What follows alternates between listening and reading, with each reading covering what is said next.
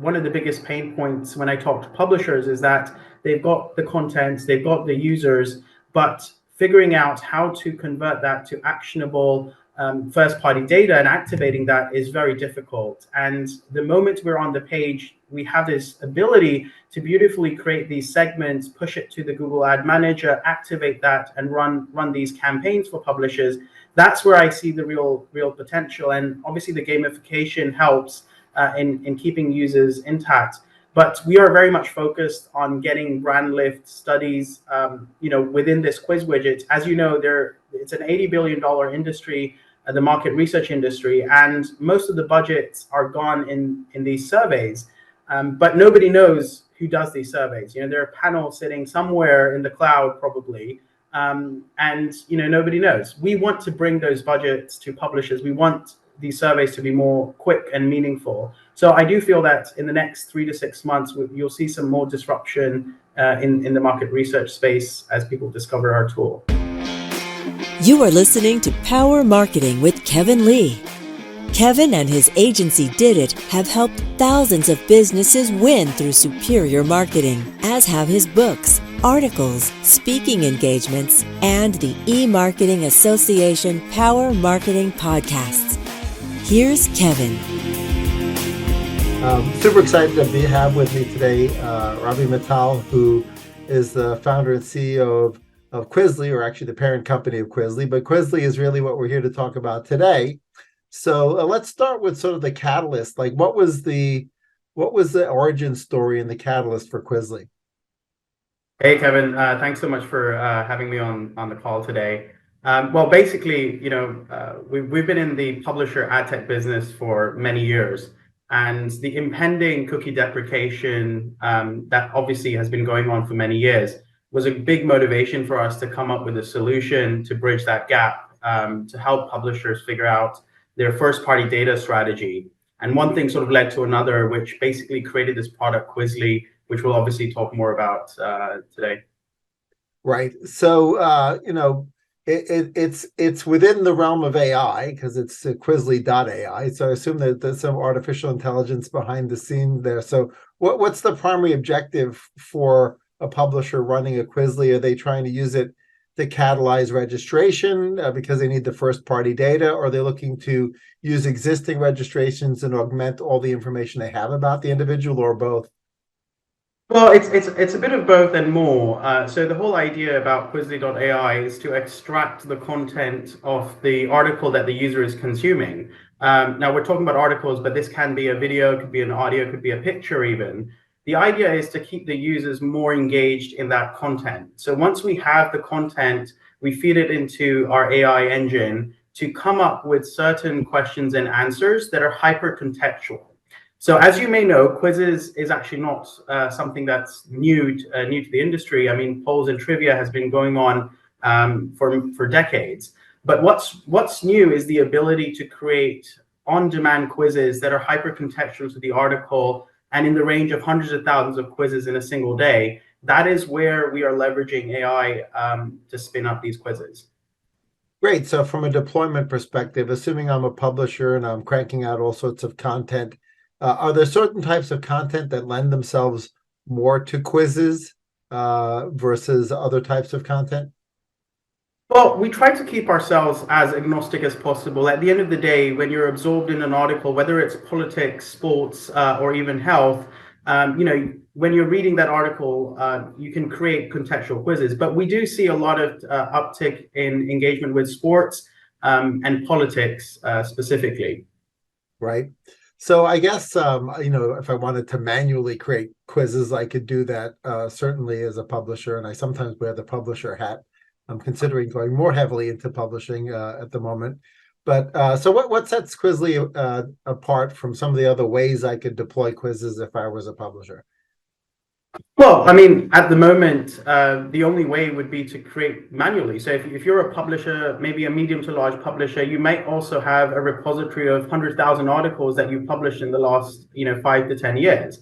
Now, going back in time and creating quizzes and making sure everything is brand accurate, brand safe, and factually correct would be a very laborious task. And then making sure you're doing it every single day on every article is almost impossible. So the traditional way would be doing manual trivia, but what we're doing here is doing everything on the fly. So the AI ingests the content, picks out certain sentences that we feel that are deemed good for questions and answers, and then put it as an 8 to 10 question quiz within the Quizzly bots. Great. So that's I guess from a tech perspective, it sort of leverages the AI to extract out the most quiz-worthy portions of the article then, right? And, how has that evolved over time? I mean, obviously, you must have had a version 0.5 before it was even ready to release. And then you can, iterated on that learning model. So when did you sort of feel like, okay, this thing's good enough to release? Well, we were developing this product for quite some time, and obviously AI evolving at the same time. And when we tested this product, we actually did not have any expectations. People in the industry are very accustomed to a engagement CTR of maybe 1%, or even less than 1%, to be very honest. People consider that as a very high form of engagement.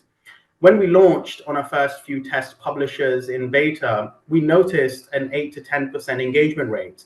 So at first we thought there's some problem, this can't be right, this is a bot.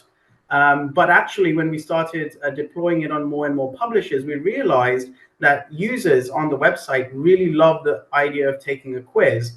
And not only that, we see 40% of these people completing the quiz, which is also a great number to use on. But it has evolved in many ways. Originally, we started off as just a way to collect, get user engagement and be able to segment audiences based on certain parameters. So do you find that on a publisher where there's a lot of repeat visitors to that website, that there's a difference in engagement between seeing the same people over again and having them re-engage in quizzes versus people new to the site? Are people who've seen the quiz environment before more likely to engage in quiz behavior, or less likely to engage in quiz behavior, or the same? So I feel that the way we're looking at the data, it's more about viewability. The moment a user sees the quiz, 1 in 10 people have this tendency to take the quiz just to see, because there's no barrier to entry. You see the question and you're drawn to it.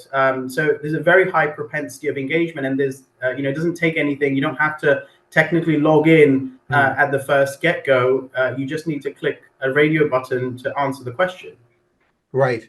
And is it up to the publisher whether they'd like to put the registration call to action at the conclusion of the quiz? Is that a typical deployment?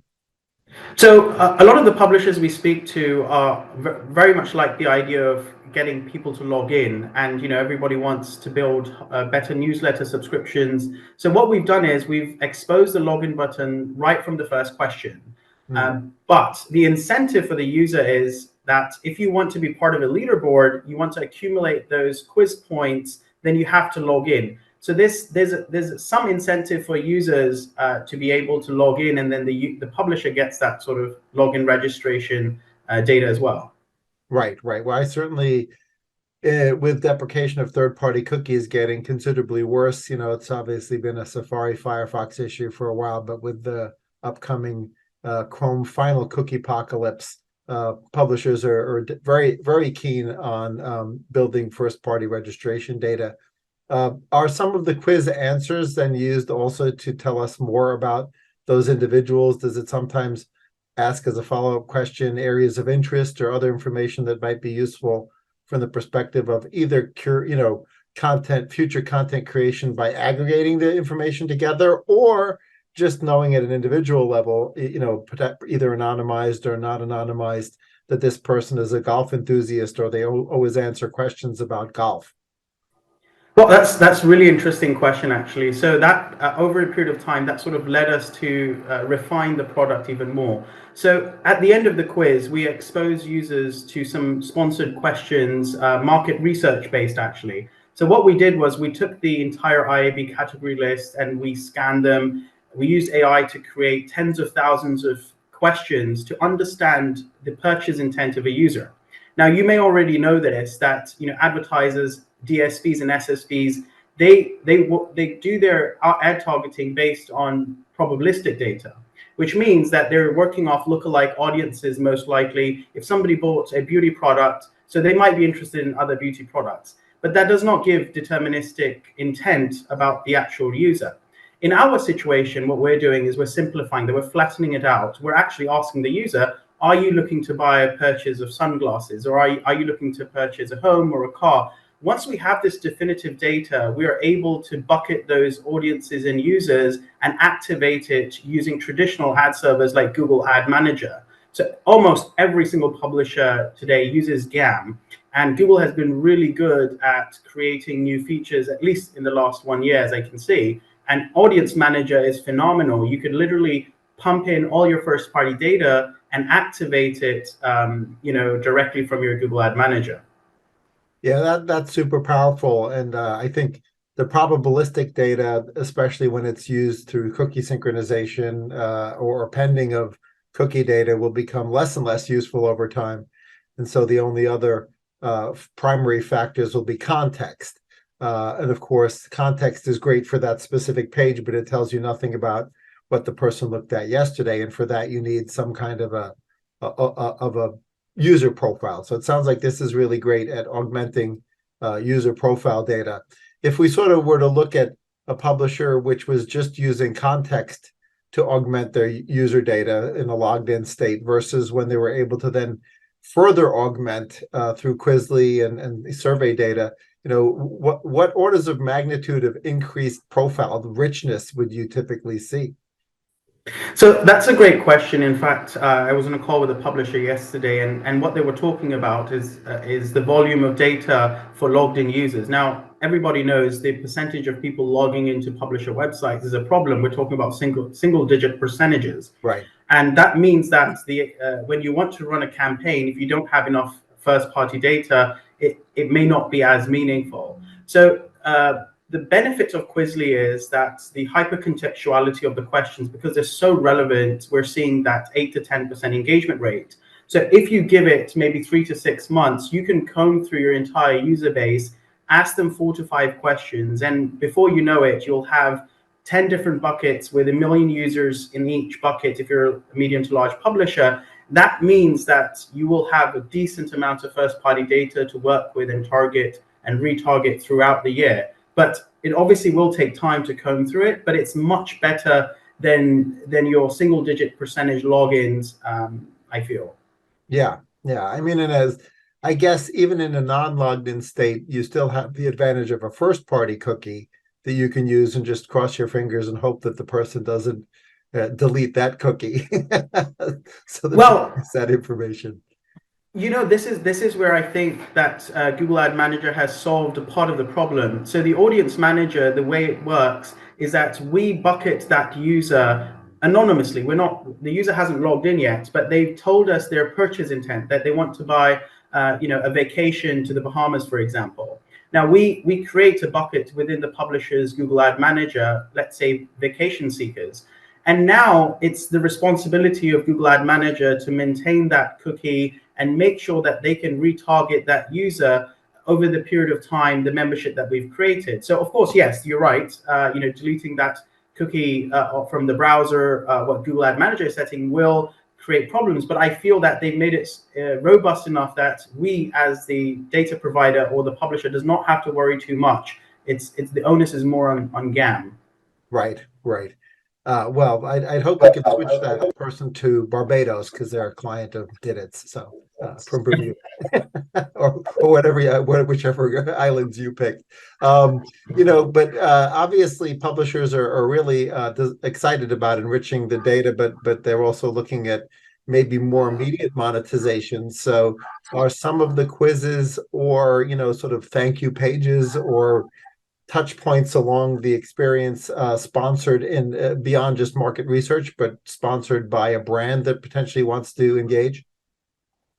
Absolutely. Actually, there's something very interesting. So when we were obviously working through these first-party data activation, and when we came up with the idea of inserting these market research questions, we stumbled upon this very unique concept of doing brand lift studies within our quiz widget.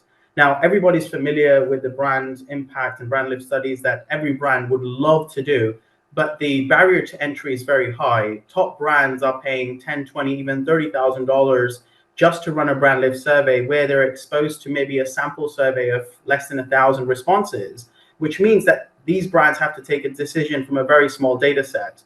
And you and I both know that, I think nobody loves to do a survey. Like if you get an email, you bought this Dell charger, do you want to take a survey? Like nobody has time for it. The interesting part is that we're making this process very natural to users. So you're in the article, we're not exposing you to a branded question right from the get-go. We're actually first letting you engage with the questions. After you cross the first two questions, we see that this is a legitimate user. It's not a bot.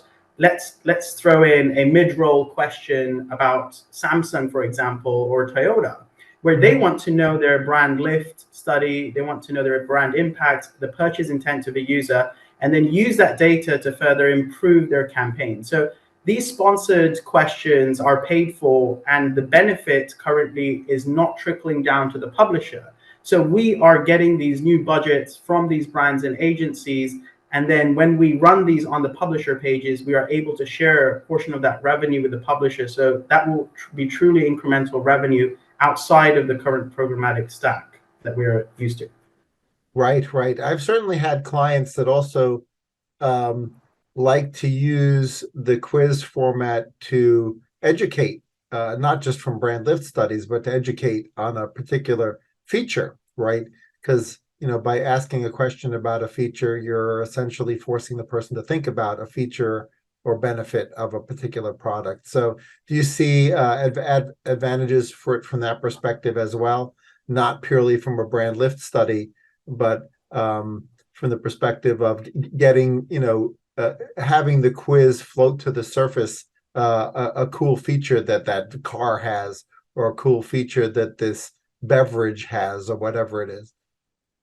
Well, I feel that, quizzes, the way we see it, is definitely like a comprehension. It's not only testing, but it's also teaching. I mean, Right. if you look at all the kind of documentation pages that you see on Google or any other platform, every single company wants to know whether everybody understood what they were trying to say. Did you understand the privacy policy of this company? Did you understand what the product was about? And short multiple choice quizzes is the easiest and least expensive way to get to know that.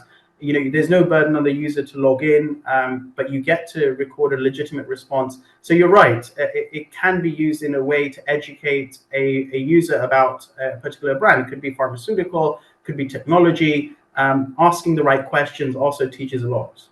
Right, right. I mean, one interesting thing, a data point that you see within the publishing ecosystem is, when it's a publisher that likes to create lists or listicles, right? You see that depending on how they lay them out on the page, where there are multiple pages that you have to dig through, is that a particular reader's patience level or willing to dig several layers deep varies, right? So there's some people who achieve a certain momentum, and you'd be amazed how deep they go in the listicle, and others, go through two or three and then, run out of energy.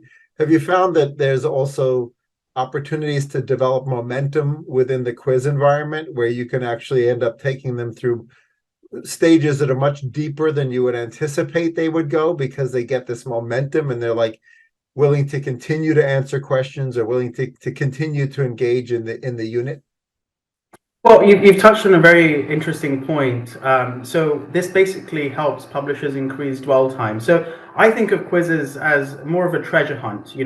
We as a technology platform are building the quiz from the content itself. We're not adding any outside information. So everything is within the article. So it's upon the user to find the right questions, and to sort of make it a bit more fun, we have gamified it. You get 5 points for getting the right questions. You're getting the questions right. So it does increase dwell time spent on page. And you're right, it will encourage the users to scroll more within the article, discover more content, and be more engaged. And for gamification, I would imagine that would require the more permanent login, the email, PII exchange.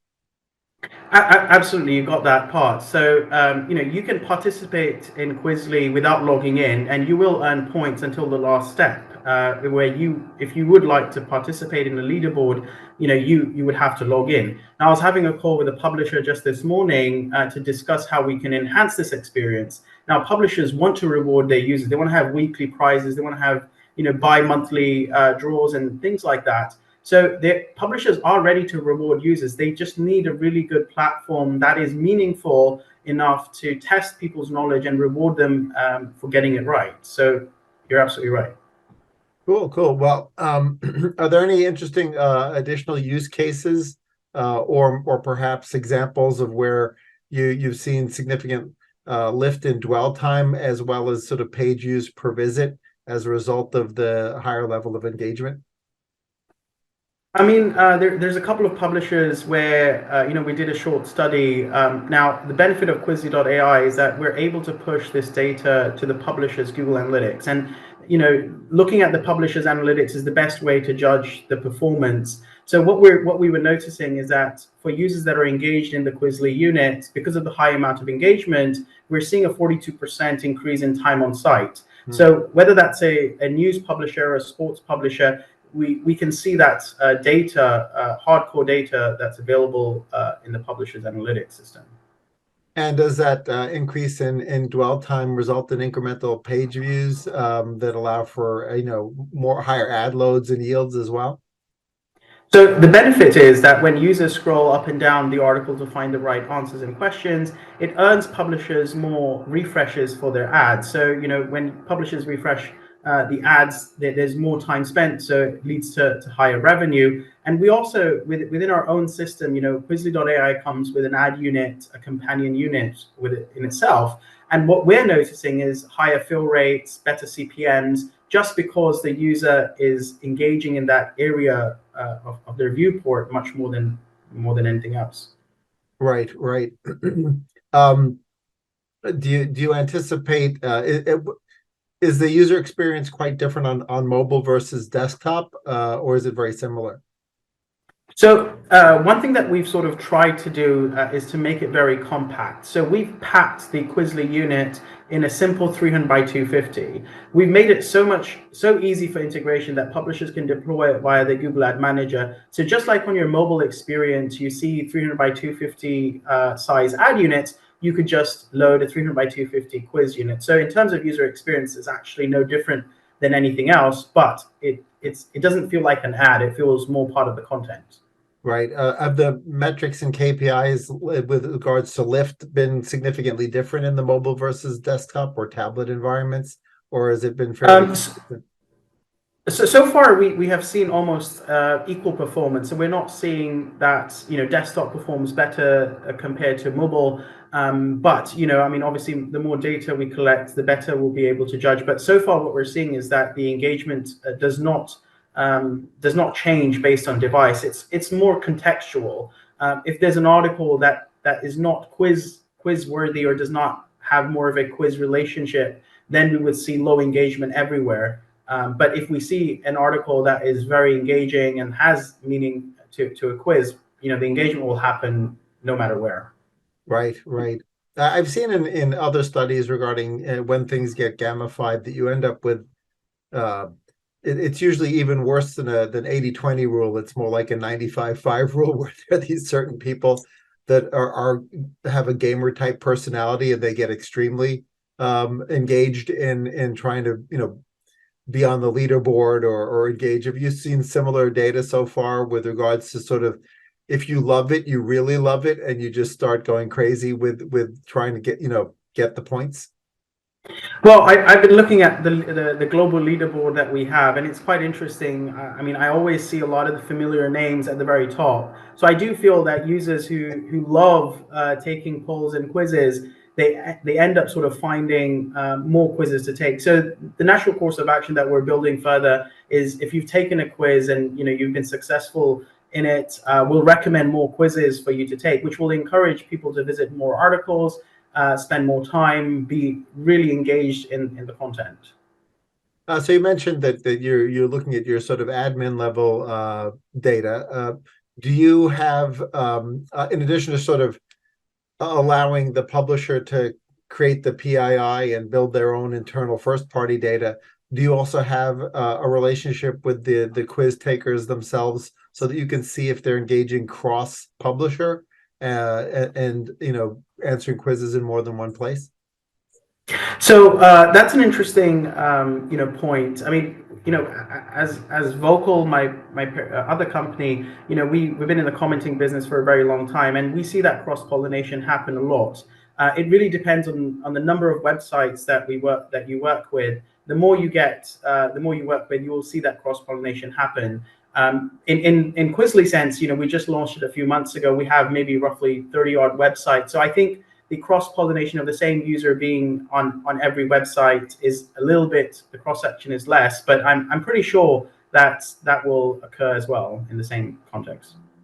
Right. So any fun plans on the next version or deployment plans to, really get it out there across greater publishers? It seems like numerically it's sort of a no-brainer for them because it builds their data sets and improves monetization right out of the gate. So what can we expect to see over the next 6 months to a year? Well, the way things are turning out, I mean, we're seeing ourselves as a first-party data automation company, and one of the biggest pain points when I talk to publishers is that they've got the content, they've got the users, but figuring out how to convert that to actionable first-party data and activating that is very difficult. And the moment we're on the page, we have this ability to beautifully create these segments, push it to the Google Ad Manager, activate that, and run these campaigns for publishers. That's where I see the real potential. And obviously, the gamification helps in keeping users intact. But we are very much focused on getting brand lift studies, within this quiz widget. As you know, it's an $80 billion industry, the market research industry, and most of the budgets are gone in these surveys. But nobody knows who does these surveys. There are panels sitting somewhere in the cloud probably, and nobody knows. We want to bring those budgets to publishers. We want these surveys to be more quick and meaningful. So I do feel that in the next 3 to 6 months, you'll see some more disruption in the market research space as people discover our tool. Great. Well, that's super exciting. Do you find that publishers are also sharing the information that the quizzes uncover with their editorial teams to help guide editorial ideas and editorial policies as well? I think that's an interesting point. Just today when I was on a call with this publisher, so he was more from the product side.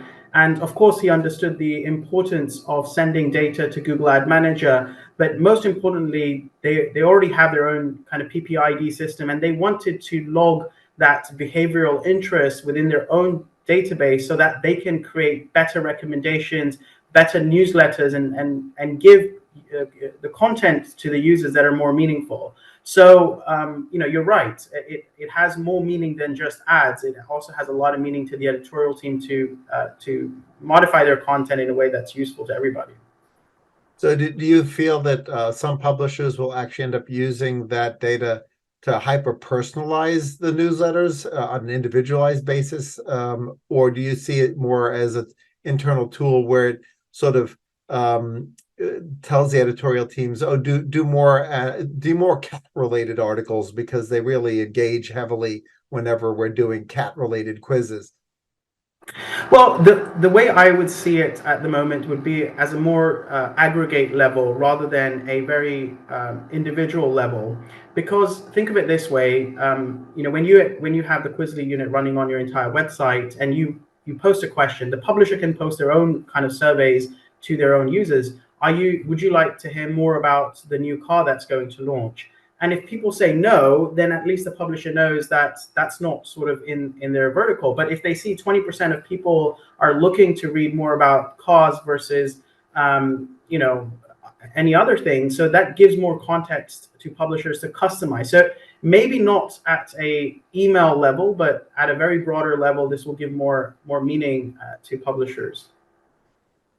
So any thoughts on, how the industry at large will evolve once the final bastion of third-party cookies starts to crumble? I think in January, Google has said that they're going to really start to remove those third-party cookies. Do you feel like it's still going to be a shock to the ecosystem, or do you feel like the ecosystem's ready?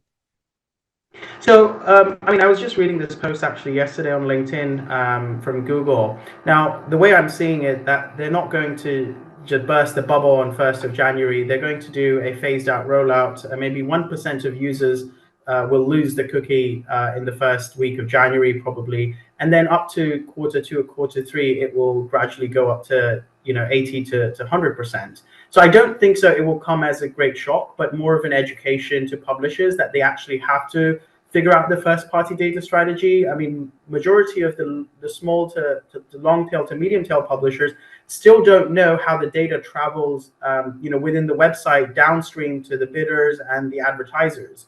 For them, it's still, page views, CPM, and revenue. For the medium to large publishers, they understand that the moment advertisers are not able to target users on their website, their CPMs are going to drop because there's no high CPM targeting left. Everybody will have to resort to generalized budgets, which is not good for publishers. The cookie deprecation is definitely a good thing to empower publishers to realize the importance of the audience. Finally, the publishers can compete with the likes of Facebook and Google, who have so much data about their users. So I think it's a gradual process, but it will be good for the industry to realize their potential. So the one thing that's interesting about publishers and them building their first party data sets is that the sort of larger the publisher and the more frequent the publisher sees an individual reader or viewer, the more likely they are to be able to build a robust data set. Do you feel like this is going to widen the gulf between the sort of data haves and the data have-nots at the publishers? And do you see Quizzly as perhaps potentially being a bit of an equalizer there, that a medium-sized publisher can say, okay, wait, this is a great tool I can use to play with the big boys? That's a great point. And sometimes I feel that percentages don't represent the absolute value of data. For example, you may be a small publisher of 1 million pages. Let's say you're a photography website and you have 1 million users coming on your website every month. And by using Quizzly, you're able to comb through at least 100,000 users over a period of 3 months and gather insights. For example, what memory cards do you use for your cameras? What lenses do you prefer? Anything related to cameras. Now, imagine that's 100,000 leads for that, for each brand that is relevant to that segment. And each product could be worth anywhere from $10 to $2,000. That's millions of dollars of revenue locked into that data that the publisher hasn't realized. And sure, if you go to a publisher that has 500 million pages, that could be hundreds of millions of revenue. But for a small publisher, it's still a decent amount of revenue, I feel. Yeah. So my primary takeaway really from our conversation is, publishers really do need to focus on building their first party data.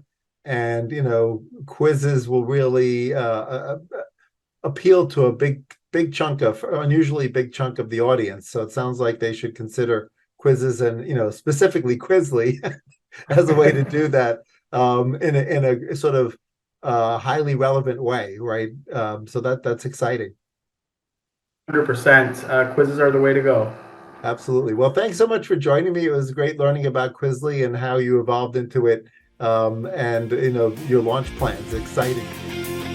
Thank you very much, Kevin. Really appreciate it. Kevin Lee's Power Marketing is available on all your favorite podcast networks. Kevin loves helping businesses excel at marketing. Having marketing challenges? Just like Santa in the Miracle on 34th Street, if Kevin can't help you, he'll know someone who can. Find him on LinkedIn, subscribe, or follow.